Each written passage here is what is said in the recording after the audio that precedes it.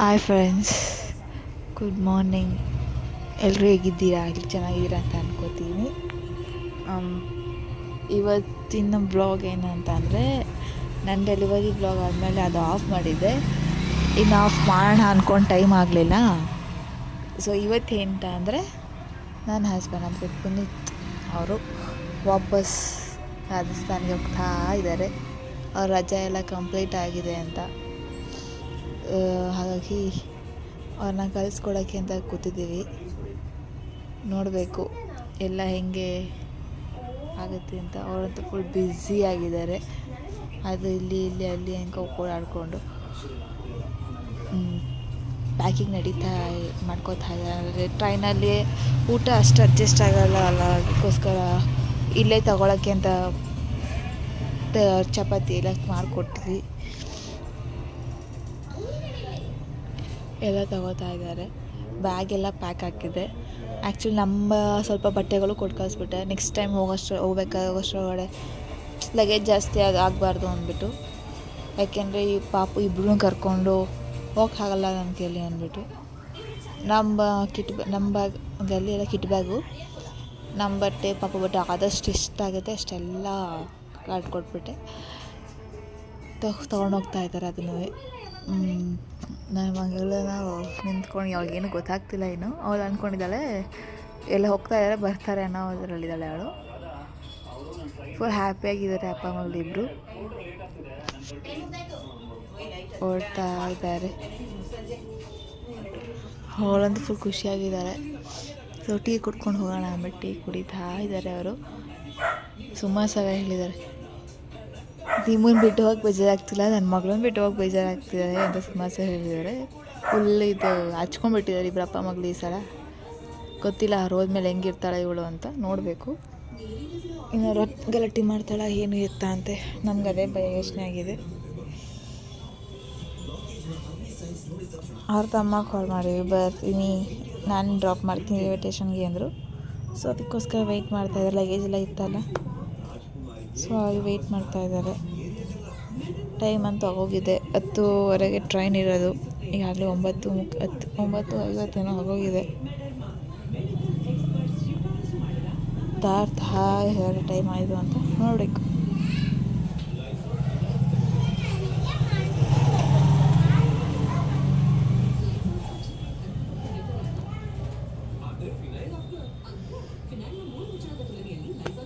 ಎಲ್ಲರೂ ಒಟ್ಟಿಗೆ ಒಂದು ಫ್ಯಾಮಿಲಿ ಫೋಟೋ ತೆಕ್ಕೊಳ್ಳೋಣ ಅಂತಂದ್ಬಿಟ್ಟು ತೆಕ್ಕೋತಾ ಇದ್ವಿ.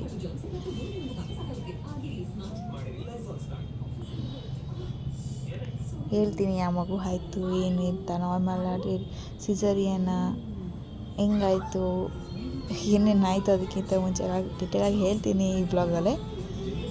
ಈಗ ಸ್ವಲ್ಪ ಲೇಟಾಗಿ ಹಾಕ್ಬೋದು.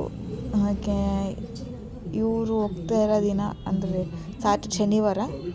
ಇದನ್ನು ಆಲ್ಮೋಸ್ಟ್ ನಾನು ಮಂಗಳವಾರ ಅನ್ನೋ ಟೈಮಲ್ಲಿ ಹಾಕ್ತೀನಿ. ಈಗ ಸ್ವಲ್ಪ ಬ್ಯುಸಿ ಇದ್ದೀನಿ, ಸೊ ಎಲ್ಲ ಕ್ಲೀನಿಂಗ್ ನಡೀತಾ ಇದಕ್ಕೋಸ್ಕರ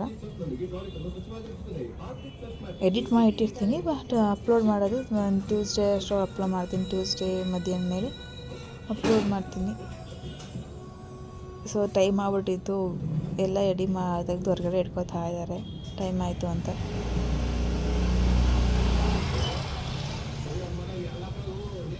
ಇನ್ನು ಯಾರು ಬಂದಿರಲಿಲ್ಲ ಅವ್ರ ತಮ್ಮ.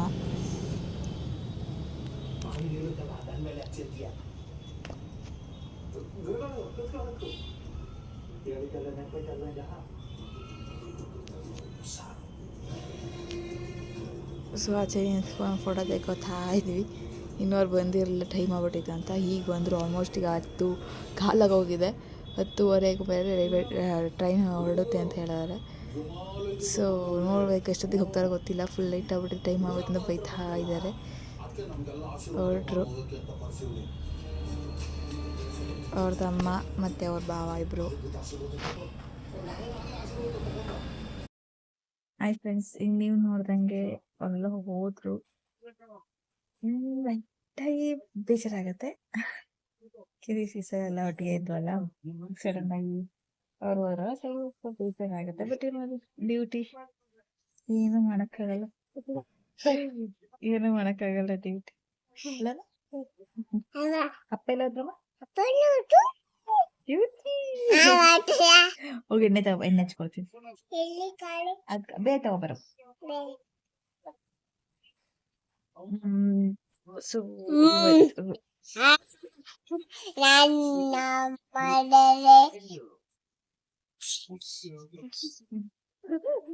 ಹೋಗಿ ಎಣ್ಣೆ ತಗೋಬರೋ, ಹಚ್ಕೊಳ್ತೀನಿ.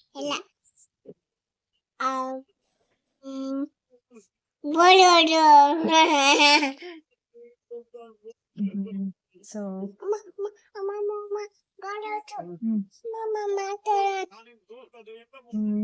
ಹೊರಟ್ರು.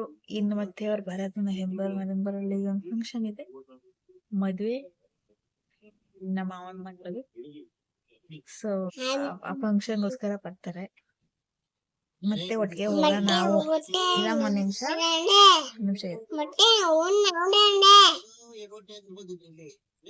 ಒಟ್ಟಿಗೆ ಹೋಗೋಣ ಅನ್ಕೊಂಡಿದ್ದೀವಿ.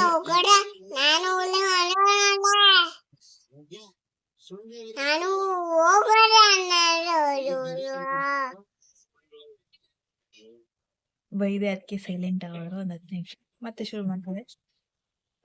ಸೊ ಮದ್ವೆಗಾಗಿ ಮತ್ತೆ ಬರ್ತಾರೆ. ಮದ್ವೆಗೆ ಬಂದಾಗ ನಾವು ಹೋಗೋಣ ಅನ್ಕೊಂಡಿದೀವಿ, ನೋಡೋಣ ಟೈಮ್ ಹಿಂಗ್ ಆಗುತ್ತೆ. ಇನ್ನೊಂದು ಡೆಲಿವರಿ ಬಗ್ಗೆ ಹೇಳ್ಬೇಕಾದ್ರೆ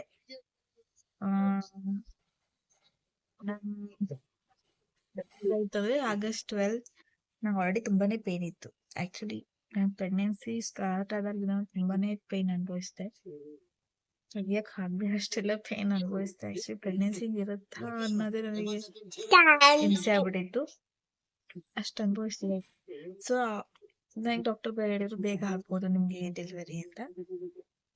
ಹಾಗಾಗಿ ಬೇಗನೆ ಆಗ್ಲಿ ಅಂತಾನೆ ಇದ್ದೆ, ಯಾಕೆ ತುಂಬಾನೇ ಪೇನ್ ಆಗ್ತಾ ಇರಲಿಲ್ಲ ನನಗೆ. ಬೇಗನೆ ಆಗ್ಲಿ ಅಂತ ಬೇಡ್ಕೊತಾ ಇದ್ದೆ, ಬಟ್ ಅದೇನ್ ಬೇಗ ಆಗಿಲ್ಲ. ವಾರದ ಪ್ರಕಾರ ಹೋದ್ರೆ ಕರೆಕ್ಟ್ 9 months ಕಂಪ್ಲೀಟ್ ಆಗಿ 2 weeks ಮೇಲಾಗಿತ್ತು.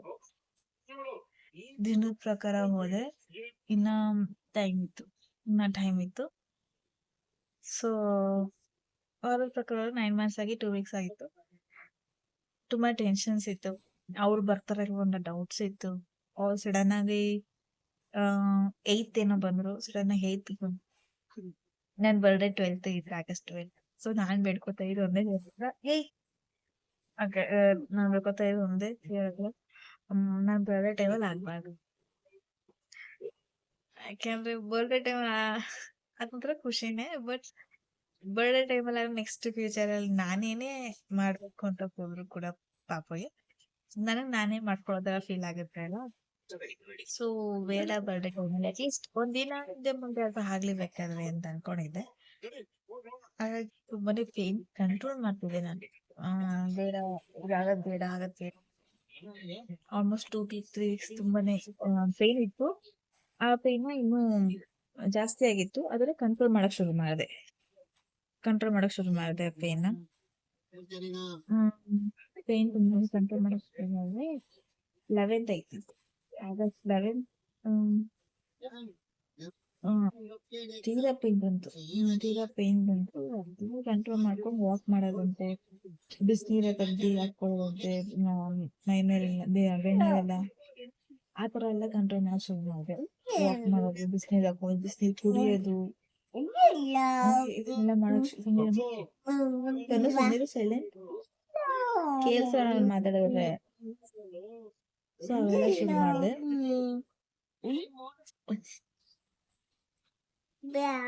ಸೊ ಆ ತರ ಎಲ್ಲ ಪೇನ್ ಕಂಟ್ರೋಲ್ ಮಾಡಕ್ ಶುರು ಮಾಡಿದೆ. ಇವ್ರು ಕೂಡ ಬರ್ಡೇನ ಮಾಡ್ಬೇಕು ಅಂತ ಅನ್ಕೊಂಡಿದ್ರು. ಬಟ್ ನನಗೆ ಇದು ಪೇನ್ ಬಂದು ಇವ್ರು ನೋಡಿದ್ರು, ನಂಗೆ ಇದು ಪೇನ್ ನೋಡಿ ತುಂಬಾ ಬೇಜಾರಾಗಿ ಹೋಗ್ತಿ, ಆ ಬರ್ಡೇನು ಬೇಡ ಹೆಂಗ್ ಬೇಡ ಅಂತ ಅನ್ಕೊಂಡಿದ್ರು. ಸರಿ ಆಯ್ತು, ನನ್ಗೂ ಯಾಕೋ ಬರ್ಡೇ ಸೆಲೆಬ್ರೇಷನ್ ಮಾಡೋ ಮೂಡೇ ಇರಲ್ಲ ಪೇನ್ ಅಲ್ಲಿ. ಆದ್ಮೇಲೆ ಏನಾಯ್ತು, ಒಂದು ಕೇಕ್ ತಗೊಬಂದ್ರು. ಅಟ್ಲೀಸ್ಟ್ ಒಂದು ಕೇಕ್ ಅಲ್ಲಿ ಕಟ್ ಮಾಡೋಣ ಅಂದ್ಬಿಟ್ಟು ತಗೊಬಂದ್ರು. ಆಕ್ಚುಲಿ ನನ್ನ ಬರ್ಡೇನ ಪ್ರತಿ ಸಲ ನಮ್ಮಮ್ಮ ಮತ್ತೆ ನಮ್ಮ ಪುನೀತ್ ಇದ್ರು ಕಟ್ ಮಾಡ್ತಾ ಇದ್ದು 240 ಕಾಲು 214 ಕಟ್ ಮಾಡ್ತಾರೆ, ಯಾಕಂದ್ರೆ ಹುಟ್ಟಿದ ಆ ಟೈಮಿಗೆ ಅಂದ್ಬಿಟ್ಟು. ಹಾಗೆ ಕೇಕ್ ನಾನು ತುಂಬಾ ಪೇನ್ ಬಂದು ರೂಮಲ್ಲೂ ಇರಕ್ಕಾಗ್ದೇನೆ, ಹಾಲಲ್ಲೂ ಓಡಾಡಕ್ಕಾಗ್ದೇನೆ ತುಂಬಾನೇ ಹೋರಾಡ್ತಾ ಇದೆ. ಸೊ ಏನ್ ಡೆಕೋರೇಷನ್ ಮಾಡಕ್ ಆಗ್ಲಿಲ್ಲ ಅವರು. ನಾನು ಮುಂದೆ ನನಗೆ ಸರ್ಪ್ರೈಸ್ ಕೊಡ್ಬೇಕಂತ, ಹಾಗಾಗಿ ನಾನು ವಾಕ್ ಮಾಡ್ತಾ ಇದ್ದೀನಿ ನೋಡಿ, ಅವ್ರೇನು ಮಾಡಿಲ್ಲ. ಕೊನೆಗೆ ಒಂದ್ 2 ನಿಮಿಷ ಹೋಗಿ ರೂಮ್ ಕೂತ್ಕೊಂಡೆ. ಯಾಕಂದ್ರೆ ಪಾಪು ಮಲಗಿದ್ಲು, ಅವಳನ್ನ ನೋಡೋಕೆ ಅಂತ ಕೂತ್ಕೊಂಡೆ. ಯಾಕೋ ತಡೆಕ್ ಆಗ್ತಾ ಮನೆಗೆ ಟ್ರೈ ಮಾಡ್ಬಿಟ್ಟು ಬಟ್ ಹೋದೆ ಅಷ್ಟೇ, ನಿದ್ದೆ ಬರಲಿಲ್ಲ ಟ್ರೈನಲ್ಲಿ. ನಾನು ಅಲ್ಲಿ ಒಳಗಡೆ ಹೋಗಿ ಬರೋಷ್ಟೊಳಗಡೆ ಇವರು ಕೇಕ್ ತಂದು ಲಾಸ್ಟ್ ವಿಡಿಯೋದಲ್ಲಿ ಅಪ್ಲೋಡ್ ಮಾಡಿದ್ದೀನಿ 2 ಫೋಟೋ, ಜಾಸ್ತಿ ಏನಿಲ್ಲ, 2 ಫೋಟೋ ಅಪ್ಲೋಡ್ ಮಾಡಿದ್ದೀನಿ. ಕೇಕ್ ತಂದೆಲ್ಲ ಆಯ್ತು ಹೇಳಿ ಇದೇ ಡ್ರೆಸ್ ಅನ್ಕೋತೀನಿ, ಇದೇ ಡ್ರೆಸ್ ಹಾಕೊಂಡಿದ್ದೆ. ಬಂದಂಗೆ ನೋಡಿ ಓಕೆ ಸಾಕು ಅಷ್ಟೇ ಅಂದ್ಬಿಟ್ಟು ಅಷ್ಟೇ ಕೇಕ್ ಕಟ್ಕೊಂಡು ಕೇಕ್ ಕಟ್ ಮಾಡಿದೆ. ಆಮೇಲೆ ಫುಲ್ ಬೇಗ ನಿದ್ದೆ ಮಾಡಲಿಲ್ಲ, ಪೇನಲ್ಲಿ ನನಗೆ ತುಂಬಾನೇ ಪೇನ್ ಬಂತು. ಕೊನೆಗೆ ಬೆಳಿಗ್ಗೆ ಎಷ್ಟು ಒಂದು 8 ಗಂಟೆ ಏನೋ ಆಚೆ ಬಂದು ರೂಮಿಂದ. 8 ಗಂಟೆ 7 ಗಂಟೆ 8 ಗಂಟೆಗೆ ಆಚೆ ಮನೆಗೆ ನಿದ್ದೆ ಮಾಡಿರ್ಲಿಲ್ಲಲ್ಲ. 7 ಗಂಟೆ 8 ಗಂಟೆಯಲ್ಲಿ ಆಚೆ ಬಂದಾಗ ಮಳೆ ಬರ್ತಾ ಇತ್ತು ಲೈಟಾಗಿ. ಅಮ್ಮ ಪೇನ್ ತಡೆಯಕ್ಕಾಗ್ತಾಯಿಲ್ಲ ಅಂದ್ಬಿಟ್ಟು ನಾನು ತುಂಬಾನೇ ಓಡಾಡ್ಕೊಂಡು ಅಮ್ಮಂಗೆ ಹೇಳ್ಕೊಂಡು ತಿಂಡಿ ಅವತ್ತು ಬಾತ್ ಎಲ್ಲ ಮಾಡಿದ್ದಕ್ಕೆ ಬರ್ಡೇ ಇತ್ತಲ್ಲ, ಸೊ ಸ್ನಾನ ಮಾಡ್ಕೊಂಡು ದೇವಸ್ಥಾನಕ್ಕೆ ಹೋಗೋಣ ಅನ್ನೋದು ಪ್ಲಾನ್ ಇತ್ತು. ಸ್ನಾನ ನಾನು 11ನೇ ತಾರೀಕಿಗೆ ಮಾಡಿದ್ದೆ, 11th ಮಾಡಿದ್ದೆ. ಬಿಕಾಸ್ ನೈಟ್ ಮಾಡ್ತೀನಿ ಅಂತ ಇವ್ರನ್ನ ಹೇಳಿದ್ರಲ್ಲ, ಸೊ ಮಾಡಿದ್ದೆ. ಅದ್ ನೋಡಿದ್ರೆ ಪೇನಿಂದ ಏನು ಬರೀ ಕೇಕ್ ಬಿಟ್ಬಿಟ್ಟು ಏನು ಮಾಡಕ್ ಆಗಿಲ್ಲ. ಸೊ ನಾನು 12ಕ್ಕೂ ಸ್ನಾನ ಮಾಡ್ಬೇಕು ಅನ್ಕೊಂಡೆ, ದೇವಸ್ಥಾನಕ್ಕೆಲ್ಲ ಹೋಗ್ತೀವಿ ಮಲಗಿದ್ದಿರ್ತೀಯಲ್ಲ ಅಂದ್ಬಿಟ್ಟು. ಆದ್ರೆ ಆಗ್ಲಿಲ್ಲ, ಪೇನ್ ಜಾಸ್ತಿ ಇದ್ದ ವಾಕ್ ಮಾಡ್ಕೊಂಡಿದ್ದೆ. ಕೊನೆಗೆ ಎಷ್ಟು ಒಂದು 9:30ಗೆ ನನಗೆ ನಿಲ್ಲಕ್ಕೆ ಆಗಲಿಲ್ಲ. ನಿಂತ್ಕೊಂಡು ಕೂರಕ್ಕೂ ಆಗ್ಲಿ, ಏನ್ ಮಾಡ್ಕೊಂಡ್ರೆ ಫೀಲ್ ಆಗ್ತಿದೆ ಅಂತ ಪೇನ್ ತೀರಾ ಆಗೋಯ್ತು. ಆಮೇಲೆ ಅಮ್ಮಗೆ ಹೇಳಿದೆ, ಅಮ್ಮ ಫೀಲ್ ಆಗ್ತಾ ಇಲ್ಲ, ಹಾಸ್ಪಿಟಲ್ ಇಂಜೆಕ್ಷನ್ ಕೊಡ್ಸ್ಕೊಂಡ್ರೆ ನಡಿಯಂಗೆ, ಇವತ್ತು ಬೇಡ ಪಾಪ ಹೊಡೆಯೋದು ಅಂತ ನಾನು ಹೇಳಿದ್ದೆ. ಕೊನೆಗೆ ನಮ್ಮ ಮನೆಯವರು ಮತ್ತೆ ಇವ್ರ ಅಮ್ಮನ ಇಬ್ರಿಗೆ ಚೆನ್ನಾಗಿ ನನಗೆ ಬೈದಿ, ಆಲ್ಮೋಸ್ಟ್ ಎಷ್ಟು ಸಲ ನೋವು ಸಹಿಸ್ಕೋತಿ ಅಂತೆಲ್ಲ ಬೈದಿ ನನಗೆ. ಕೊನೆಗೆ ಕರ್ಕೊಂಡು ಆಟೋ ಮಾಡ್ಕೊಂಡು, ಯಾಕಂದ್ರೆ ರೆಡಿ ಮಾಡಿ ಆಟೋ ಮಾಡ್ಕೊಂಡು ಓದಿ ಡಾಕ್ಟರ್ಗಳ ತೋರ್ಸಕ್ ಹೋದೆ. ಅವ್ಳು ಆಲ್ಮೋಸ್ಟ್ ನನಗೆ ಹೇಳಿದ್ದು 10 ಸರ್ಟಿಫಿಕೇಟ್ ಏನೋ ಓಪನ್ ಆಗ್ಬೇಕಿತ್ತು, ಬಟ್ ನಂಗೆ ಆಲ್ರೆಡಿ 6.9 7 ಓಪನ್ ಆಗ್ಬಿಟ್ಟಿತ್ತು. ಸೊ ಅವ್ರು ಹೇಳಿದ್ರು ಜಸ್ಟ್ ಮಿಸ್ ಆಗಿದೆಯಪ್ಪ ನೀನು,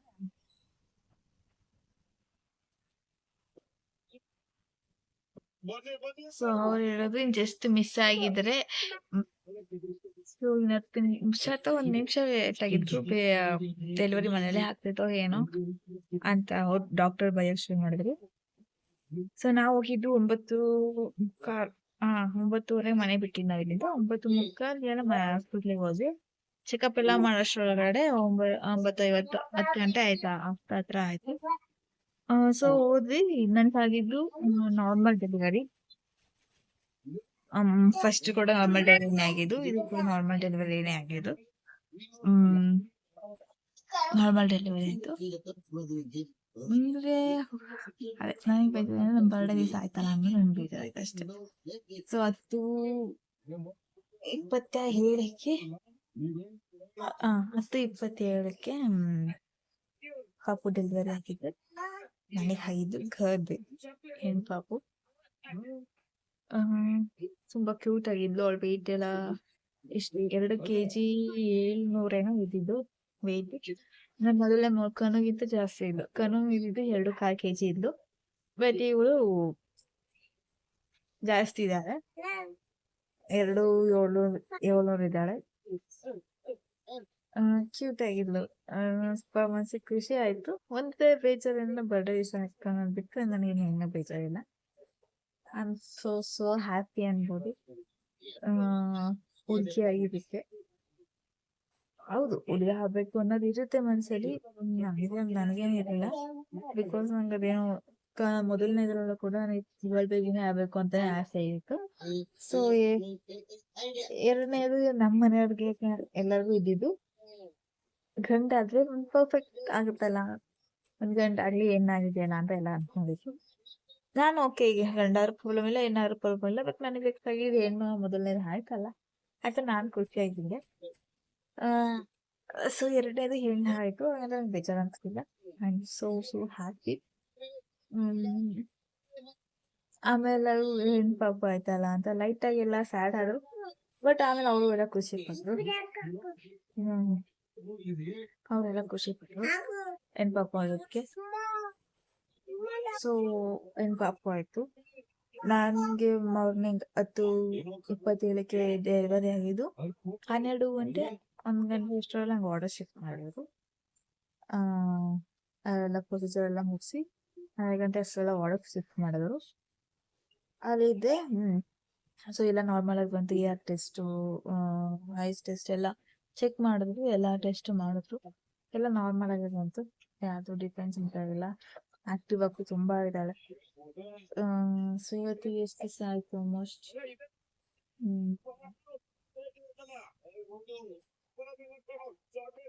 ಆಲ್ಮೋಸ್ಟ್ ಒಂದು 20 ದಿವಸ ಆಯ್ತು ಆಗಸ್ಟ್ ಅಲ್ಲಿ ಡೆಲಿವರಿ ಆಗಿತ್ತು. ನಮ್ಮ ಮನೆಗೆ ಬಂದಿದ್ದು ಸೊ 20 ಡೇಸ್ ಆಯ್ತು. ಆಗಸ್ಟ್ 12 ನಮ್ಮ ಡೆಲಿವರಿ ಆಗಿದ್ದು. 72 hours ಹಾಸ್ಪಿಟಲ್ ಇರ್ಬೇಕು ಅಂದ್ರು. ಸೊ ಆಗಸ್ಟ್ 15 ನನಗೆ ಡಿಸ್ಚಾರ್ಜ್ ಮಾಡಿದ್ರು ಹಾಸ್ಪಿಟಲಿಂದ ಮನೆಗೆ. ಅದು ಕೂಡ ಬೆಳಿಗ್ಗೆ ಮಾಡಬೇಕಾಗಿತ್ತು.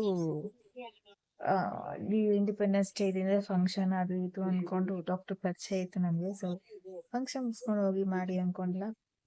ಸಂಜೆ ಮಾಡ್ಬಿಟ್ರು. 5 ಗಂಟೆ 6 ಗಂಟೆ ಆಯ್ತು ನಾವು ಬರೋಷ್ಟರೊಳಗಡೆ. ಸೊ ಆ ಗ್ಯಾಪ್ ಅಲ್ಲಿ ಜಾಸ್ತಿ ವಿಡಿಯೋಸ್ ಮಾಡಿಲ್ಲ. ಲಾಸ್ಟ್ ವಿಡಿಯೋದಲ್ಲಿ ಅಪ್ಲೋಡ್ ಮಾಡಿದ್ದೀನಿ ಅಷ್ಟೇ ಮಾಡಿದ್ದು. ಸೊ ಅದ್ರಲ್ಲಿ ಜಾಸ್ತಿ ವಿಡಿಯೋಸ್ ಮಾಡಕ್ ಆಗಲಿಲ್ಲ. ಸೊ ಆಗಸ್ಟ್ 15 ನಾವು ಬಂದ್ವಿ. ಬಂದ್ಬಿಟ್ಟು ಮನೇಲಿ ಅವರಷ್ಟು ಡೆಕೋರೇಷನ್ ಮಾಡಿದ್ರು. ಸಿಂಪಲ್ ಆಗಿ ಮಾಡಿದ್ರು. ಯಾಕೆಂದ್ರೆ ಏನೇನು ನಾವು ಪ್ಲಾನ್ ಮಾಡಿದ್ದೆ ಬೇರೆ ಬೇರೆ ಬರ್ತೀವಲ್ಲ. ಸೊ ಬೇರೆ ದಿನ ಪ್ಲಾನ್ ಮಾಡಿದ್ವಿ. ಅದ್ ನೋಡಿದ್ರೆ ಟೈಮ್ ಆಯ್ತು, ಅವ್ರು ಬಿಡುದಿಲ್ಲ. ಸೊ ಸಿಂಪಲ್ ಆಗಿ ಡೆಕೋರೇಷನ್ ಮಾಡೋದು ಅವರು ಮಾಡ್ಬಿಟ್ಟು ವೆಲ್ಕಮ್ ಮಾಡಿದ್ರು. ನನಗೆಲ್ಲ ಬಂದು ಆ ಟೈಮಲ್ಲಿ ವಿಡಿಯೋ ಮಾಡಕ್ ಆಗಿರ್ಲಿಲ್ಲ. ಮನೆಗೆ ಬಂದು ಸುಮಾರು ದಿವಸ ಆಯ್ತು. ಆಮೇಲೆ ಚೆಕ್ ಮಾಡಕ್ಕೆ ಅಂತ ಆಶಾ ಕಾರ್ಯಕರ್ತೆ ಇರ್ತಾರಲ್ಲ ಅವಳ ಬಂದು ಸಾಲ ಚೆಕ್ ಮಾಡಿದ್ರು. ಅವ್ರದ್ದು ಹುಟ್ಟಿದಾಗ ಇದ್ದಿದ್ದು 2 kg 700 ಗ್ರಾಮು. ಈಗ ಮನೆಗೆ ಬಂದಾಗ ಆಗಿದ್ದು 2 kg 420 ಗ್ರಾಮ್. ಏನೋ ಕಮ್ಮಿ ಇದ್ ಬಂದೋಳು ಆತರ 2 kg 420 ಬಂದು. ಇವತ್ತು ಮತ್ತೆ ಬಂದು ಚೆಕ್ ಮಾಡೋರು. ಇವತ್ತು ಬಂದು ಚೆಕ್ ಮಾಡಿದಾಗ 2 kg 600 ಗ್ರಾಮ್ ಬಂದಿದ್ದು. ಸೊ ವೆಯ್ಟ್ ಗೇನ್ ಆಗಿದ್ದಾಳೆ ಅಂತ ಖುಷಿ ಆಯ್ತು. ಯಾಕೆಂದ್ರೆ ಮೊದಲನೇ ಮಗಳು ವೆಯ್ಟ್ ಗೇನ್ ಆಗಿಲ್ಲ ಅಂತ ತುಂಬಾನೇ ಒಂಥರ ಬೇಜಾರಾಗಿತ್ತು. ಯಾಕೆಂದ್ರೆ ಆರಾಮಾಗಿ ತಿಂತಿದ್ಲು, ಮಾಡ್ತಿದ್ಲು. ಆದ್ರೆ ವೆಯ್ಟ್ ಗೇನ್ ಅಂತೂ ಆಗ್ತಾ ಇರಲಿಲ್ಲ. ಅವಳು ಇನ್ನು ವೆಯ್ಟ್ ಲೆಸ್ ಆಗ್ತಿದ್ಲು. ಸೊ ಅವಳಂಗೆ ಇವಳೆಲ್ಲ ಆಗ್ತಾಳ ಅಂತ ಅನ್ಕೊಂಡೆ ಇಲ್ಲ. ಸೊ ವೆಯ್ಟ್ ಗೇನ್ ಆದ್ಲು. ಖುಷಿ ಆಯ್ತು. ಇನ್ನ ನೆಕ್ಸ್ಟ್ ಈಗ 1.5 months ಏನೋ ಇಂಜೆಕ್ಷನ್ ಇದೆ. ಸೊ ಫೇಸ್ ರಿಲೀವ್ ಮಾಡ್ತೀವಿ ಆದಷ್ಟು ಬೇಗ ಮಾಡ್ತೀನಿ. 1 month ಯಾರು ಕಲೀಲಿ ಅಂತ ವೇಟ್ ಮಾಡ್ತೀನಿ. ಇಷ್ಟು ಬೇಗ ಬೇಡ ಅಂತ. ಸೊ ನೋಡೋಣ. ಸೊ ರಿಲೀವ್ ಮಾಡ್ತೀನಿ ಫೇಸ್ನ. ಆಕ್ಚುಲಿ ಅವ್ರು ಇದ್ದಾಗಲೇ ಮಾಡೋಣ ಅನ್ಕೊಂಡೆ, ಬಟ್ ಆಗಿಲ್ಲ ಟೈಮ್ಗೆ. ಅವಳಿಗೆ ಒಂದು ನೇಮ್ ಕೂಡ ಸೆಲೆಕ್ಟ್ ಮಾಡಿದ್ದೀವಿ. ಕನ್ವಿತ್ ಅಂತ ಎರಡನೇ ಒಂದು ನೇಮ್. ಅದು ಕೂಡ ರಿಲೀವ್ ಮಾಡ್ತೀನಿ. 1 month 2 months ಕಲೀಲಿ ಎಲ್ಲ ರಿಲೀವ್ ಮಾಡ್ತೀನಿ. ಇವತ್ತಿನ ವಿಡಿಯೋ ಅಷ್ಟೇ, ಒಂದು ಡೆಲಿವರಿ ಅಪ್ಡೇಟ್ಸ್. ಆದ್ರೆ ನೆಕ್ಸ್ಟ್ ಮಾಡೋ ಇದನ್ನೆಲ್ಲ ಡೇ ವ್ಲಾಗ್ ಮಾಡ್ತೀನಿ. ಆದರೆ ಮಾಡ್ತೀನಿ, ಇಲ್ಲ ಅಂದ್ರೆ ಇಲ್ಲ. ಇಷ್ಟೇ ಇವತ್ತಿನ ಬ್ಲಾಗ್. ಇಷ್ಟ ಆಗಿದೆ ಪ್ಲೀಸ್ ಲೈಕ್ ಮಾಡಿ, ಕಮೆಂಟ್ ಮಾಡಿ, ಏನಾಗಿ subscribe. Thank you for watching. Bye ಮಾಡಿ. Bye bye bye bye. Thank you for watching. Subscribe ಮಾಡಿ. Thank you for watching.